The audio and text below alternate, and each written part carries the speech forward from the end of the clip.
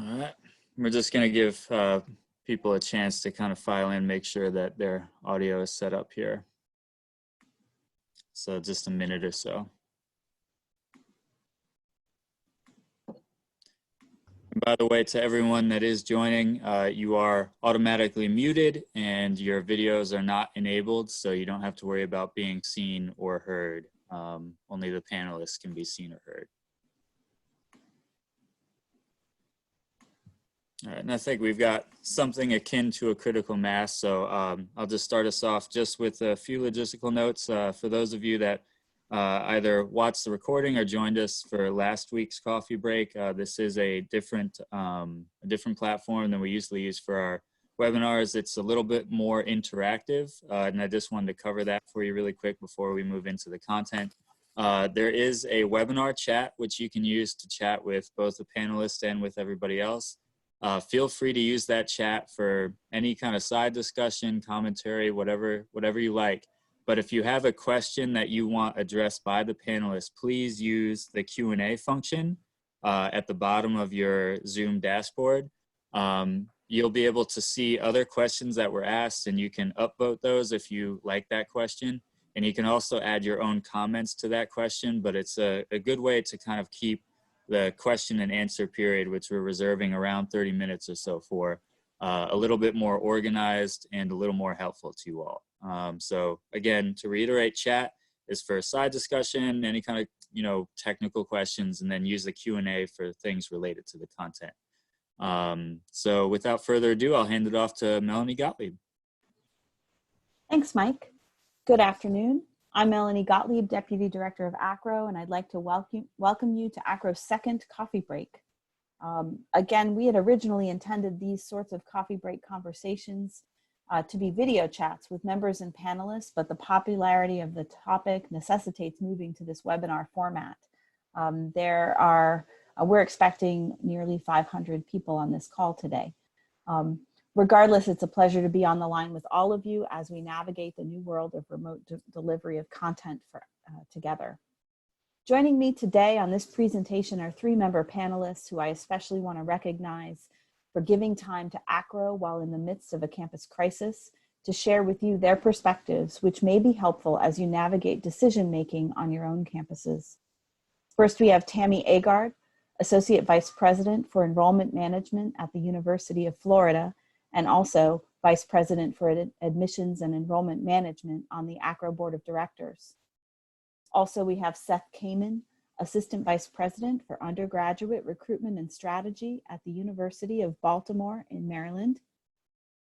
Dr. Kristin Waters, Director of Enrollment Services for the Borough of Manhattan Community College in New York. And in addition, we have our own Dr. Wendy Kilgore, ACRO's Director of Research. We're very hopeful that our technology will not fail us today. This is a large Zoom call. We're not using the video function and your mics are all muted so as to save on bandwidth. As Mike indicated, we ask that you use the Q&A function at the bottom of the screen to ask your questions, and we will address them as best we can during the Q&A section of the webinar. With so many of you on the call, we know that we will not be able to answer all of your questions. Rest assured, they will be collected and added to the ever-growing list of policy questions that our guidance team is working through every day. Who is the guidance team? It consists of Executive Director Mike Riley, myself, Associate Executive Directors Tom Green and Tina Deneen, and Director of Research Wendy Kilgore, all former campus-based professionals with years of experience, along with Director of Government Relations, William Gill. To build our guidance, we're using established ACRO standards and guidance, re-envisioning them through the lens of the current COVID-19 crisis, and then consulting with subject matter experts from our board of directors and amongst the membership. While this is not the way ACRO typically releases new guidance, we are balancing the processes of member development with the need to address the current crisis with something immediate to support you as you navigate this new normal. We want to give you the guidance that is thoughtful and well-developed, yet timely. Next slide, Mike. Here's our agenda for the day. I'm going to give you a short overview of the resources that are already available on the ACRO website. both on the member as members and as non-members. Then Dr. Kilgore is going to give you recent survey results. Then we'll move to our institutional practitioners who can talk about their perspectives on these issues at their campuses. Then Tammy Agard will give you an overview of the guidance, and then we'll move to Q&A. We're going to try to keep our remarks as short as possible to give you lots of time for discussion. Next slide. Quickly, the ARTG, Academic Record and Transcript Guide, was just released last week, and that is available in the Acro bookstore. It will be available in Kindle format soon, I believe this week or next. Next slide. We have a publication that came out several years ago on student displacement, and we have made chapter 6, which is the chapter on medical outbreaks on campus, as a free download open to the public. And so you can get to that from our COVID pages, and that's acro.org/COVID-19, or you'll be able to click through that when you download the slides later. Next slide. Additionally, we have a free report available, Inclusive Admission Policies for Displaced and Vulnerable Students. This report was originally intended to be focused on issues around refugee students, but the lessons from the report and the practices in the report are actually applicable in any crisis situation where documentation can be a challenge. It shares the essential philosophical approach to disruption and crisis practices. And I will say it really is about clear communication to your stakeholders, transparency of your practice to those stakeholders, a consistency of approach and an application of the practice, and acting in the best interest of the students. So application of all of these ensures an appropriate balance between protection of institutional integrity and the support of student success. That is available as a free download as well, and I hope that you will check it out. Next page. Lastly, we've heard a lot of conversation around the delivery of transcripts and challenges in that area.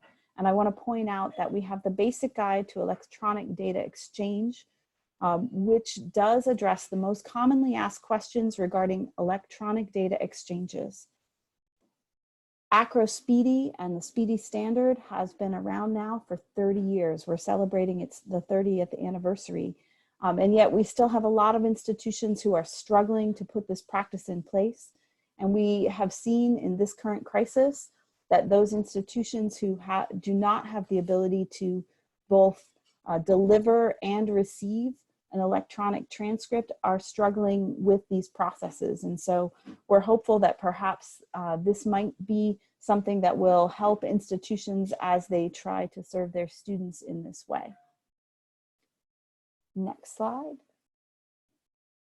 Lastly, we just want to share with you that we are offering a free 3 months membership to any institutional, any individual at your institutions. And so because with the circumstances around this outbreak, we know that we want to share our member resources as broadly as possible.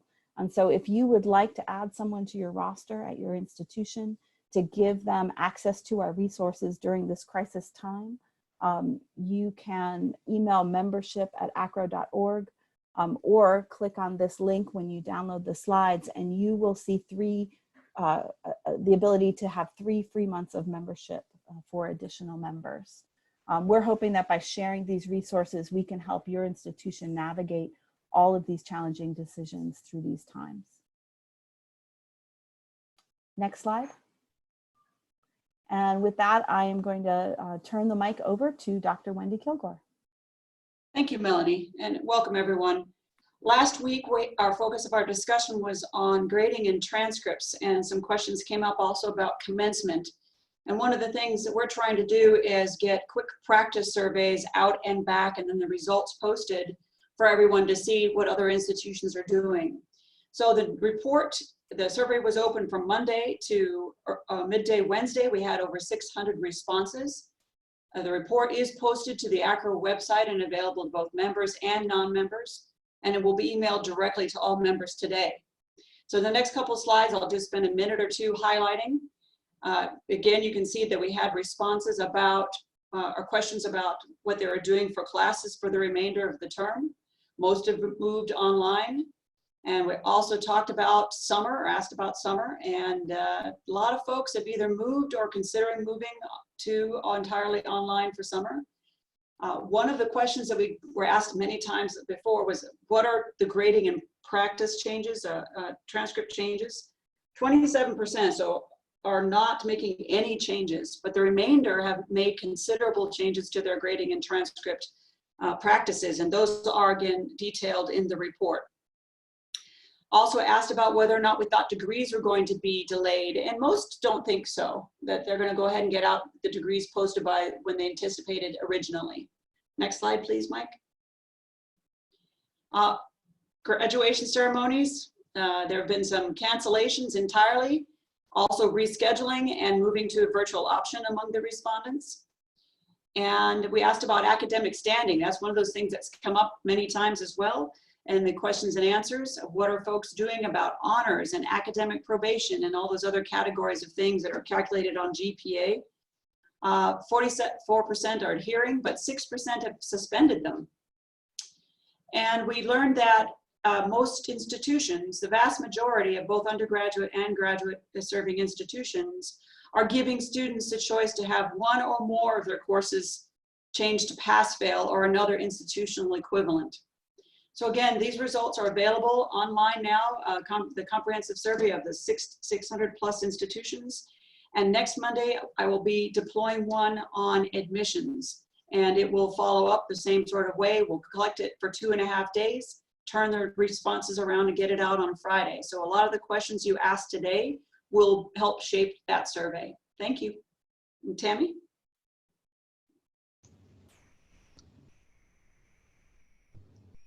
Next slide, please. Happy Friday from the University of Florida. My name is Tammy Agard, and I'd like to just give you a brief overview of what we're doing here at the University of Florida. As admissions professionals, you understand that we have one foot in the current class and one foot in the future class, and so we are looking at various options, not only for our current class, but going forward with the future class. So currently, we have canceled all of our yield events and moved them to a virtual format. So we're doing virtual yield events throughout that address specific populations, that address certain regions of the country that would have been traditionally here on campus. We are beefing up our virtual tour so that students can get an opportunity to see the University of Florida.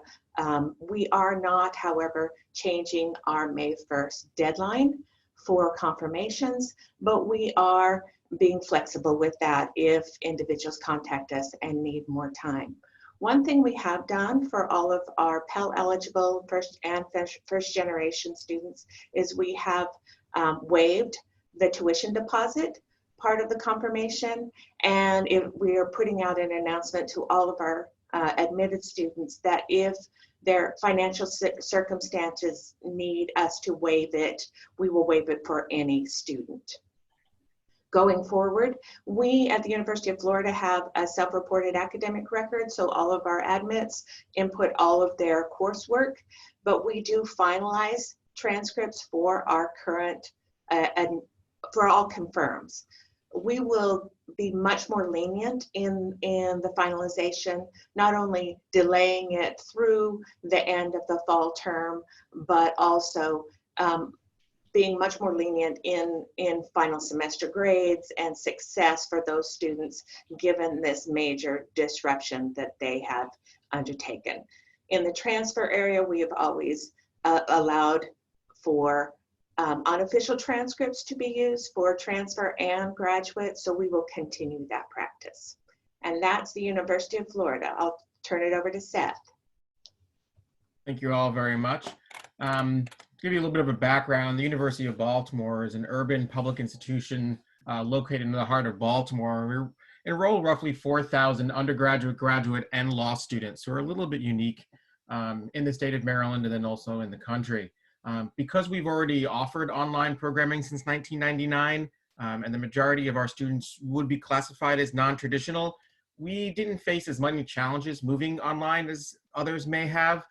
We already had online classes, we already had our recruitment events online, we already had advising and student services online. So we actually happily did not have too much of an issue moving online.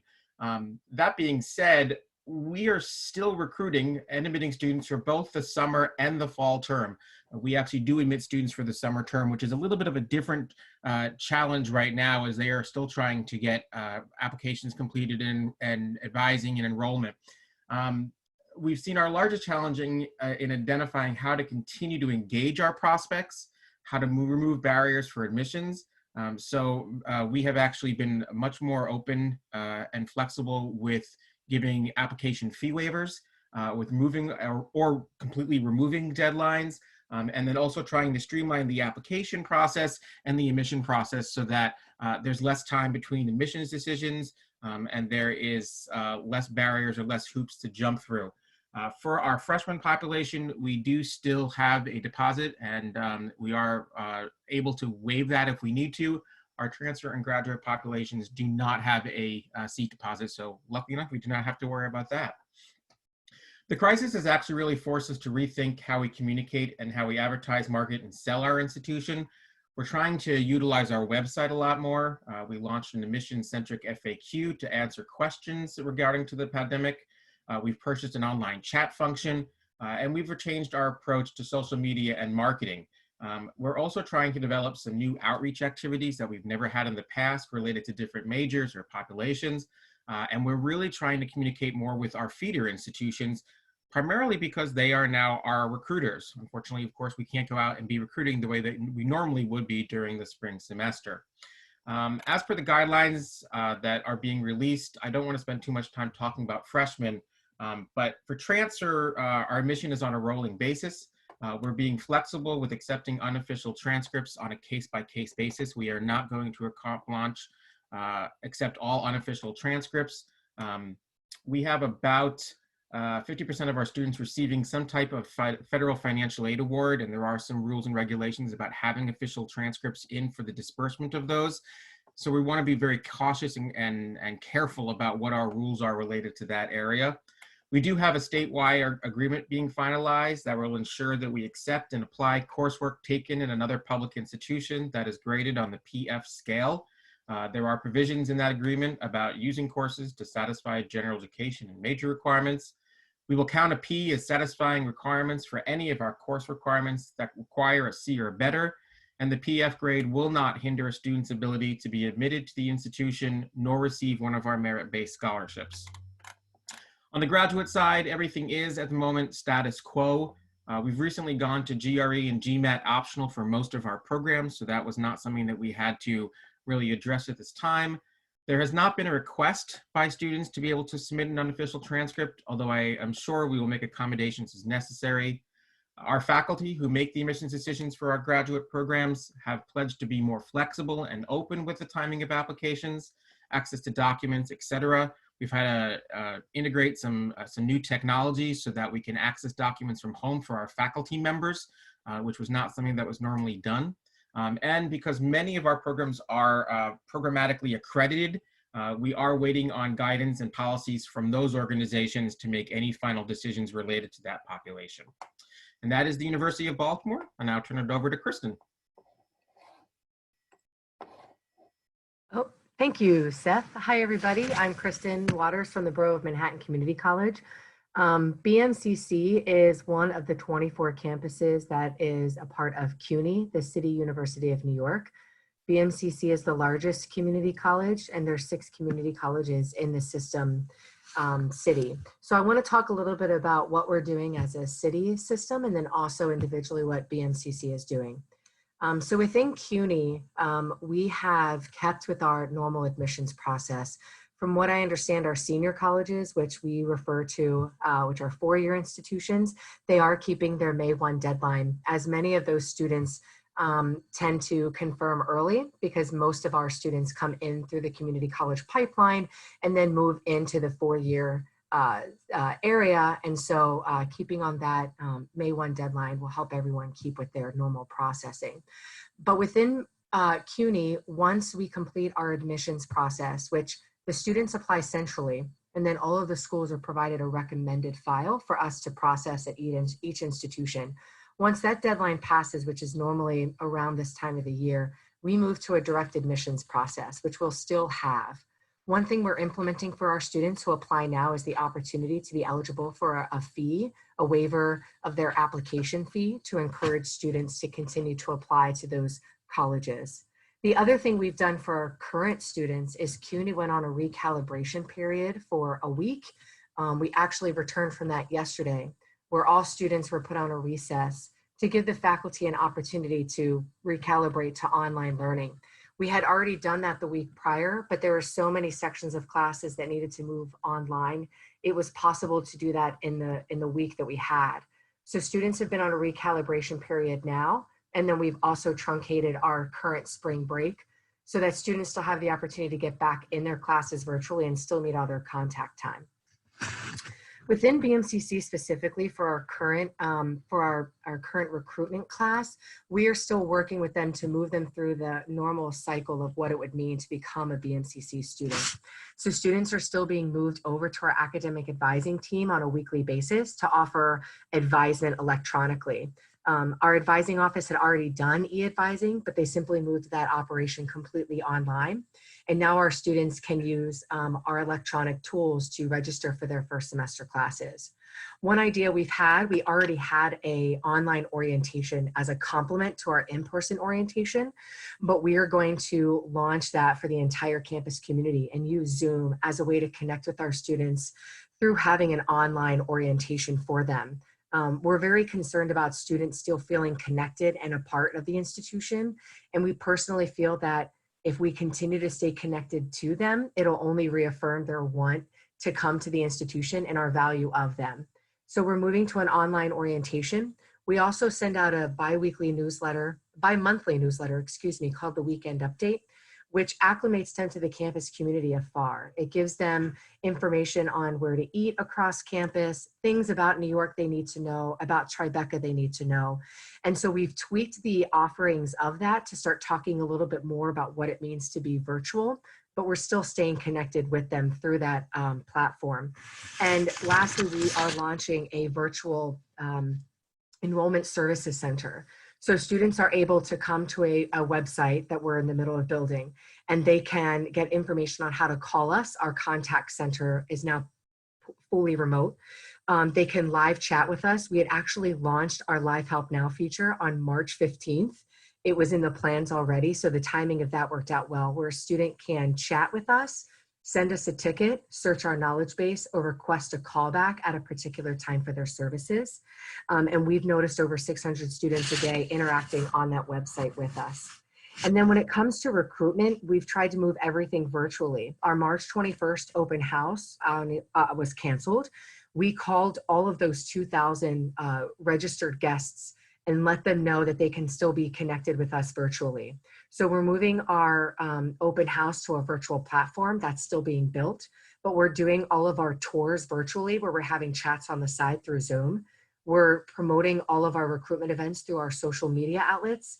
And then we're also, with our high schools that we've partnered with, we're offering pajama parties through Instagram where a student can be in their PJs and do homework. And we're talking to them about what it means to be in college and why it's really cool to go to college.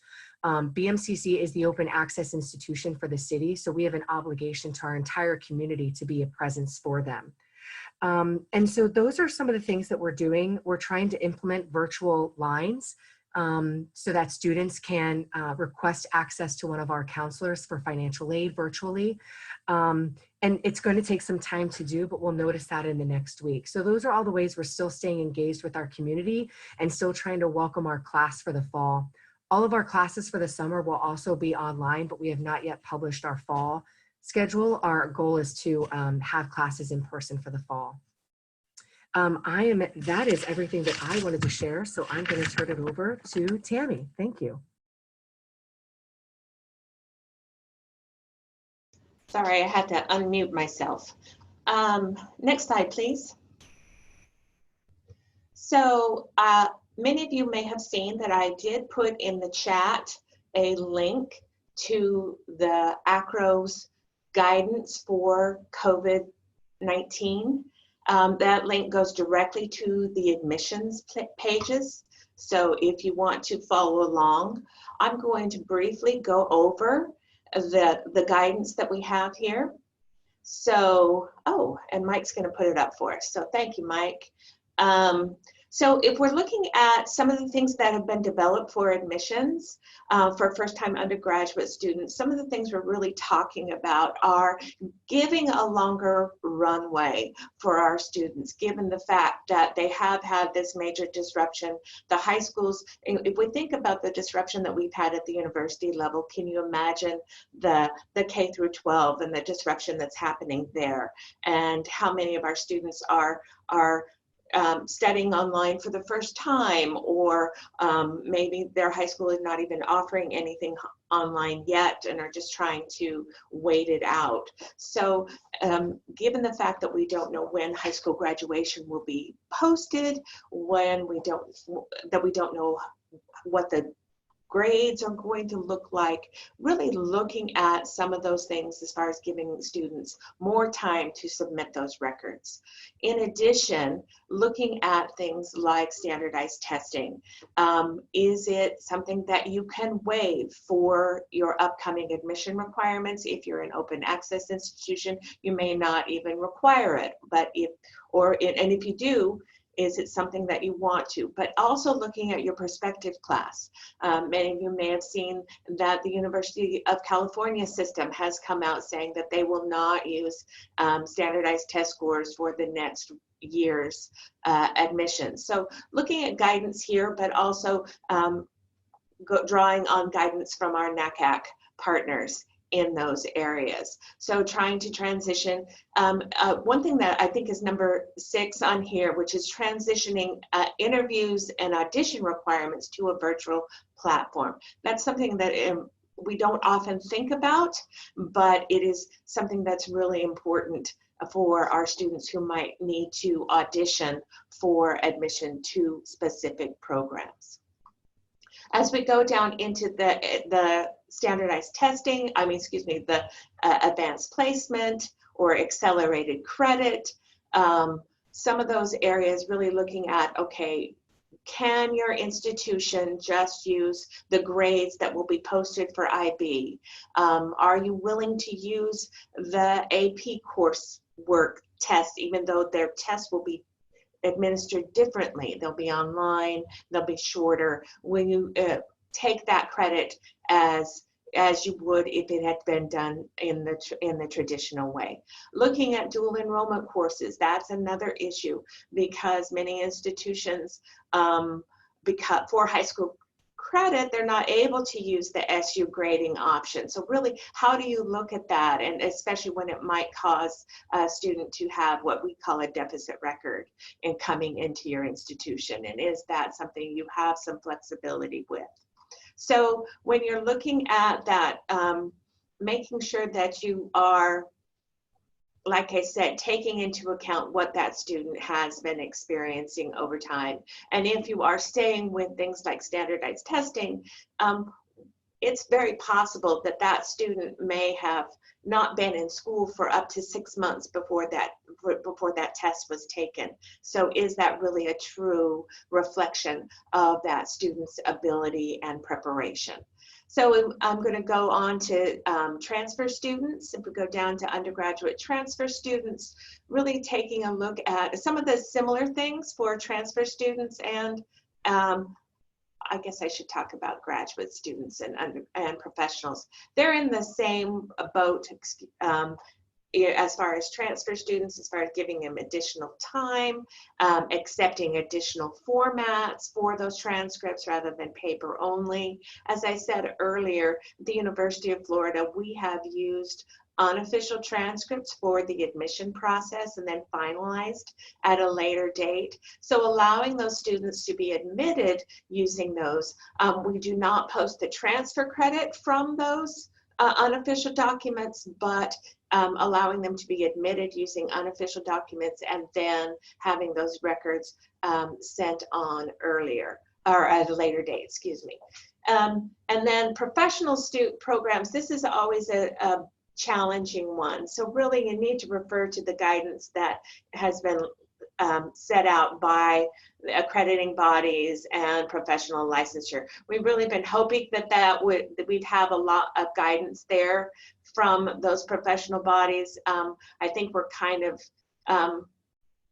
they're more of a wait and see attitude right now with respect to, and we've had some guidance with respect to some of the things like taking SU and counting SU, and will they count that for admission to professional programs? So that's always a challenge there. So with transfer students, very similar as with our other ones, except for I saw a question in the chat about the pass-fail option. And are we looking at things like changing what we would consider a pass or an S grade? And if some institutions are saying a D or above it will be considered for credit. Others, it might be a C minus or above, or a C or above. So really looking at that with respect to your faculty, getting them engaged in those conversations. And then if you are allowing some of that, really paying attention to those transcripts, because it might be that not all institutions have the same philosophy for that transfer credit. There are a lot of questions that are out here, some guidance that's out here, resources that are out here. I want to leave enough time for you in the question and answer period. So feel free to go back to this. If you have additional questions, there is a link there to click if there's any issues. And so I'm going to turn it over now to Wendy Kilgore for the question and answer piece. Thank you, Tammy. And thank you, everyone. In the Q&A section, the chat window, there's an open and an answered section. And since some of the questions have been answered via text responses, they have sort of moved from open to answered. But I'd like to readdress some of them here, panelists, if you don't mind, so that we make sure all folks can hear the responses. So Tammy, you just addressed about using unofficial transcripts for credit at the graduate level. You're using them for admission, but not for awarding credit. I'd like to pose the same question for the undergraduate level. Is anyone at this point in time planning on it or already accepting unofficial credits, unofficial transcripts to award credit? Because when you think about it, they have to be awarded before folks can register for courses that have prerequisites and co-requisites. So panelists? This is Seth. I'm happy to address that if you'd like. A lot of institutions will not use an unofficial transcript to do a transcript evaluation and post credits. There are some liabilities in doing so because you don't know what's happening or what's a final transcript or something of that nature. However, there is the ability in a lot of the software systems to do a transcript evaluation and not make it official or not make it complete, but still to do the evaluation so that it's available for students to go through at least an advising appointment. That is what's really the most important. That then leads into a conversation with your academic advisors about what you're doing, why you're doing it, and how to advise students about the fact that they might in the future run into some issues in registering for classes or doing things or having deficits in knowledge based on a final evaluation at some point thereafter. So it's really about open communication, transparency, and then using your software to the best of its ability to give the student as much access and knowledge as possible. Thank you, Seth. Kristin or Tammy? I would agree, echo what he said. We do allow them for the advising piece, but we will require the student to submit the official transcript in order for that to be loaded.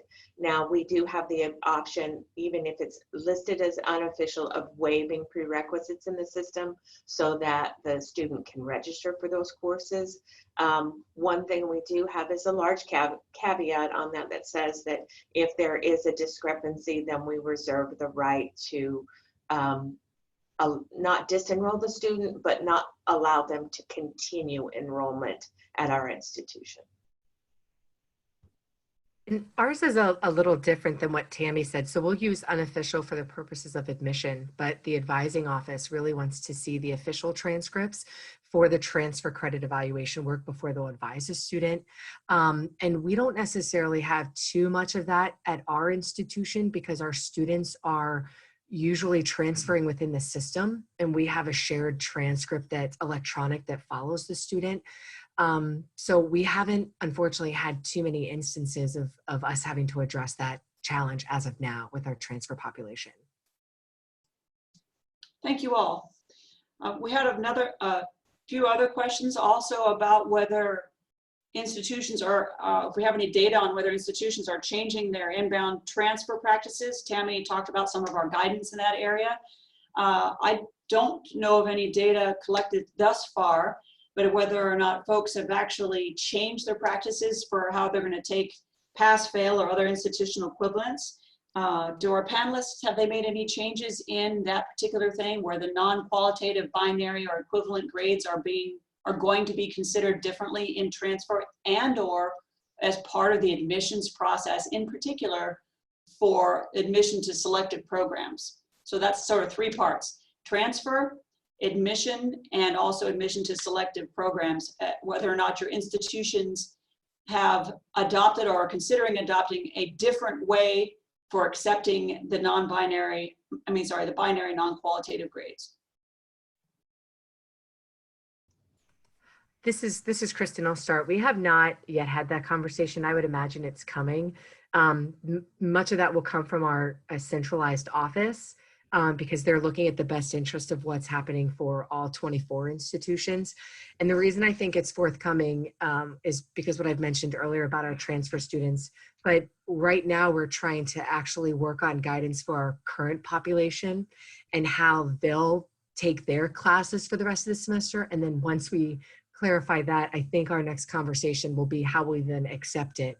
But for BMCC specifically, our transfer requirement is a 2.0. And we have a second chance program for students who want admission that fall under a 2.0. So again, our transfer and admissions policies are really lax because we are the open access institution. So that's why we're not yet jumping onto speed with that, because it doesn't necessarily impact our oncoming class as of right now. This is Tammy. There have been conversations at the University of Florida. This is being led by our Associate Provost for Undergraduate Affairs. And as you might imagine, when you're in a shared governance model, the faculty from various areas can have widely differing opinions on whether it's appropriate to adjust admission, especially to those selected programs. My thought, what I'm hearing, I just listen in on those conversations. What I'm hearing is those selected programs like nursing and the other medical professions will most likely not look as fondly on grades of pass-fail, but those conversations are still being had, and so we don't have a specific policy as of yet, especially in the transfer world, because we understand in our native world, and even in with our native students, those selected programs are actually advising students not to take the pass-fail option in those classes. So it's all over the map with respect to which programs feel comfortable with having the pass-fail option in as a transfer grade. Thank you, Tammy. I'm going to agree with the assertion there that it's all over the map, because that's what we're hearing from folks. And we will be gathering the data on that either in this next week's survey. We're rolling that out either for admissions or the following week on transfer evaluation practices. So a lot of the questions that are actually being asked in the Q&A have already been built into the survey, and those that have not, I'm taking some notes. But we have 5 folks that have given a thumbs up to a particular question here. Have any of you discussed what to do if a board cancels secondary examinations for students, GCE, A-levels, or the postponement will be after the start of fall enrollment and potentially India board examinations for standard 12? Has anyone discussed contingency plans for those students that may have already have admissions but will not have an equivalent graduation diploma?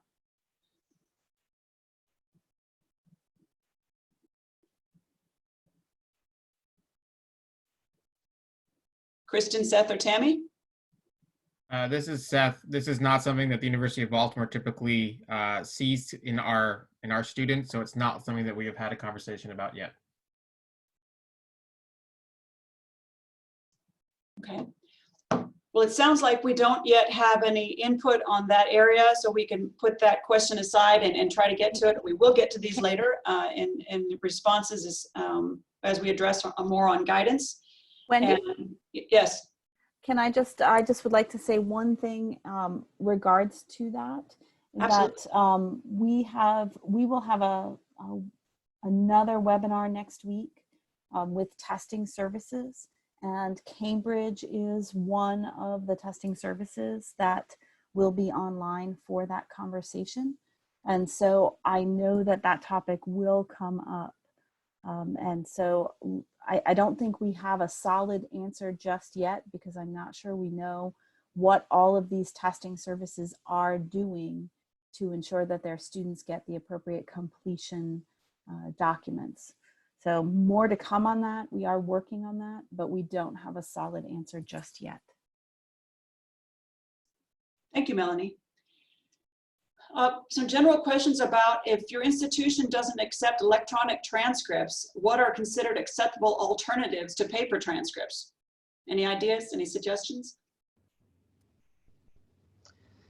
This is Tammy. I would say at this point, if the student has some kind of access to grade records. So as I said earlier, we do self-reported not only at the freshman level, but we also do self-reported at the transfer and grad level. And so I think if there's some way that you can stand up a self-reported system, and with all the caveats that say, you know, if that we will verify this, and if we find it to be an error, then we will rescind admission.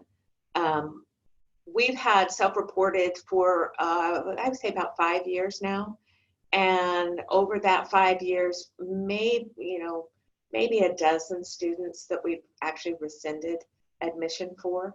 So I don't know if that's a possibility for institutions to try to stand up, either working with your local IT folks or an outside vendor, standing up a self-reported academic record. That can really help you, not just during this time, but in a long term in peak times of processing.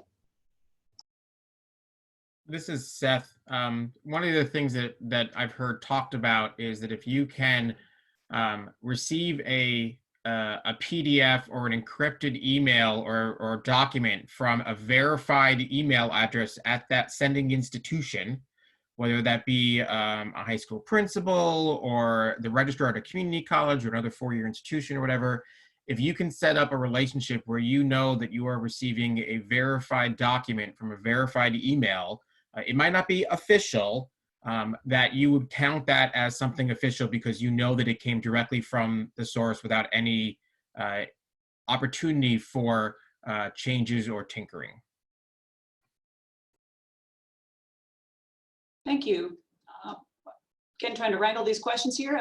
Another series of questions about sort of orientation and registration. So for institutions, and we will ask these in the survey as well, but for institutions that do summer orientation and registration at the same time, and those have typically been in person. I heard Seth say some things were online at his institution. But for those who are going for from typically in-person orientation and summer registration, how are you addressing providing orientation and registration for the incoming students? So the technology and the methodology that you're undertaking.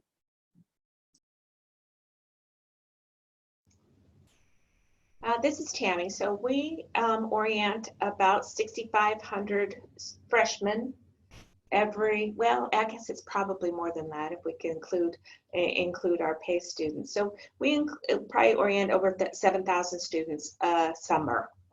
And so this is something that we have transitioned to a 3-part orientation. So there is a Canvas shell that students will go in and complete activities. They will watch videos, let's say from financial aid or from the bursar's office. They will complete certain activities in the Canvas shell. There will be some kind of community building activities that will be done with our previous staff members who will have students online, synchronous through Zoom. So they'll be doing a lot of that community building, letting them get a feel for what it means to be a Gator. And then we will have smaller breakout sessions with preview advisors that will work directly with those students on the registration piece and get those students registered for classes. Some of those the students will be registering themselves for, others they will be registered more centrally, but we have that 3-part model for our orientation this fall, and then plan to do more of an extended and enhanced convocation in the fall to help with the community building piece. Thank you, Tammy. Kristin or Seth? Yeah, I'll comment. So at BMCC, our practice is a little different, where we focus more on registration and then the orientation. And as part of our strategic plan, we are trying to flip that mindset where orientation is the day in which registration takes place, not you register for classes and then we have you do an orientation. So that being said, we want our students to try to register for classes as soon as possible. So once a student is ready to go, we pass that file on to our academic advising team. And they had already offered e-advising, but now they've expanded it to every single student. And they advise students, as long as the student is emailing them from their preferred email address from our student information system, they consider that official. And they'll do Skype, we use Microsoft Teams, we use Zoom, or email to advise a student. We also use Schedule Builder. And so we have tutorials on all of our websites to walk through a student how to register themselves remotely. Normally in person, we offer a lab for students. So when they meet with an advisor, they can move over and meet with someone in our lab services team to be advised. But that lab services team is doing that virtually as well. If a student emails us, we're connecting them virtually and giving them a tutorial on how to register for classes. But again, we're trying to get online through Blackboard available for all of our students to keep them connected and engaged. So we're really just trying to encourage the students to get registered right now. But we tend to find that for our institution, for our students, the biggest challenge is not having internet at home. And so we're trying to actually get our students up to speed with having a computer and an internet first, and then offering the services second. Thank you, Kristin. Okay, we have a question here and that's been thumbed up a few times. I'm trying to get the gist of it. Is concern about faculty sending grade information via students as a one part, and then addressing sending forms back and forth between faculty and the student, perhaps for permission about grades being for this semester. Does anyone want to talk about how they're addressing that, or how that information might be impacting admission to selective majors on campus?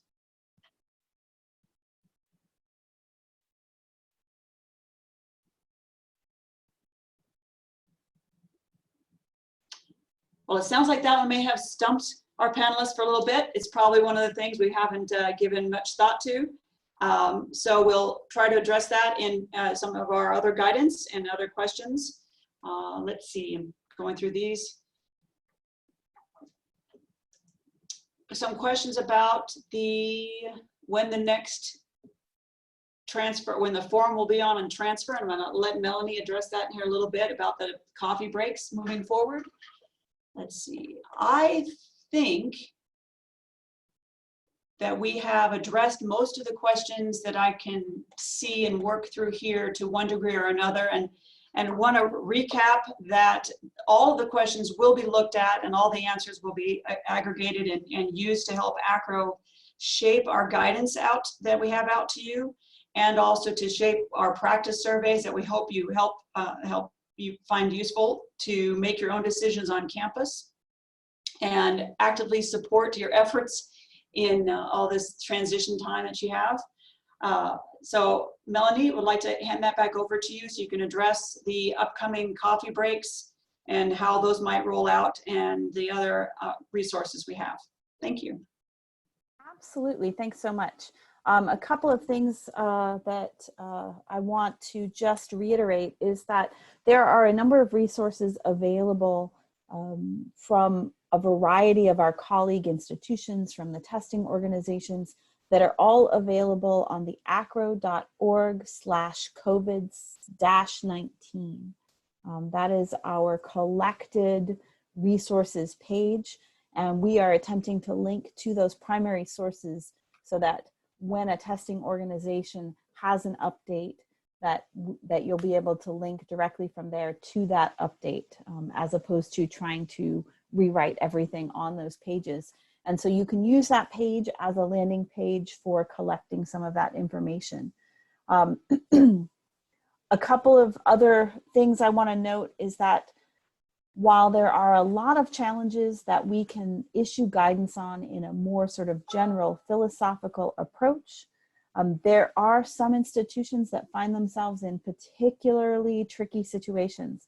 And so that is something that we are working to support you with for ACRO. And so to build our, excuse me, I'm sorry. There we go. So for those of you who do need more specific and tailored guidance, ACRO Consulting has retooled and marshaled their expertise to offer heavily discounted express consulting sessions priced at only $9.95 to support your unique challenges with some very seasoned expertise and actionable recommendations.